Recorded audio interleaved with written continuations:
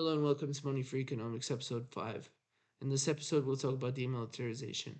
If you want to get in touch with me, my email is in the top left corner of the screen. So, why do we want to demilitarize? I'm personally in favor of disbanding armed forces and just simply going along with a very highly capable police force.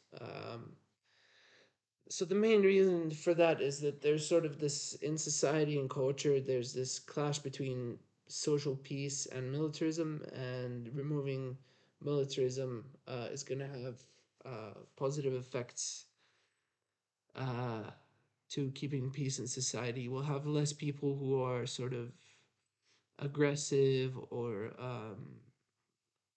less cause for war in our affairs. And to do that, we really need to reduce the amount of weapons that are in stockpiles, reduce the amount of people that are trained for war, and shrink the military industry. And basically, what we'll do with this second thing is that we'll remove the fuel necessary for armed conflict. To a large extent, there may be some other questions, just other questions as to do with this, but I think that explains everything, more or less. You have to look at what armies can offer you in peacetime, and that's really all of that work can be done by law enforcement, civil defenses, and you realize the armed forces are really redundant. Armed forces, I think, their defensive role is much more important than their offensive role, but we can look at that as well later in this presentation. So the need for a defensive army is not constant, but law enforcement is. Um, Conquest of nations' resources, well, in theory, that would die out in a money-free system. But there may be other causes to use armies offensively, but I'm against that. So let's go on to some other things. So there's less economic strain, no diversion of existing factories to war materials production. Um, if there's no military, then law enforcement agencies are get their better contemporary equipment and supplies, so they don't have to compete with the army in terms of how much of what is produced in a certain period of time will go to whom. So during war, there's a heightened expenditure of food and medicine, and also steel and aluminium. So if you're not making tanks and planes and stuff, you can use all of that. Sorry, ammunition as well, artillery pieces. You can use all of that steel for civilian purposes, like construction of infrastructure and things like that. Demilitarization. So use of the youth. Actually, a lot of the youth that is conscripted doesn't have families or children. So if they die out in large numbers, there's going to be a future reverberation uh, in the demographic picture. So you have to take that into example as well. Um, Law enforcement should effectively be the only organization that is protecting life, and if you want to include property as well, that is protecting life in the country, and it should become effectively an army of its own. Let's go into okay.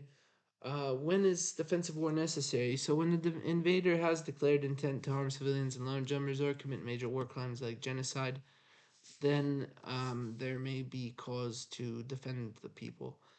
But that should be done by a separate organization, in my opinion.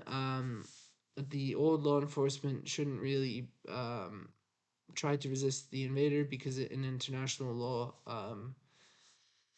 invading armies, they have to not harm any branches of the civilian government. So that might be a good thing to consider.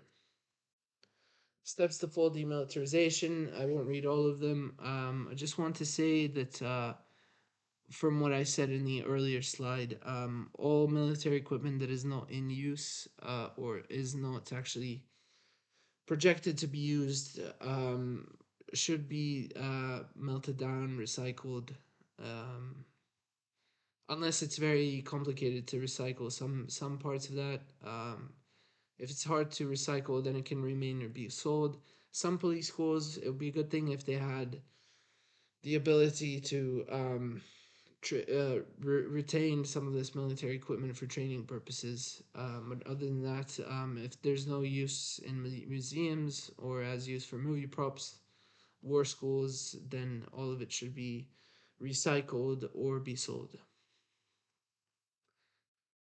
We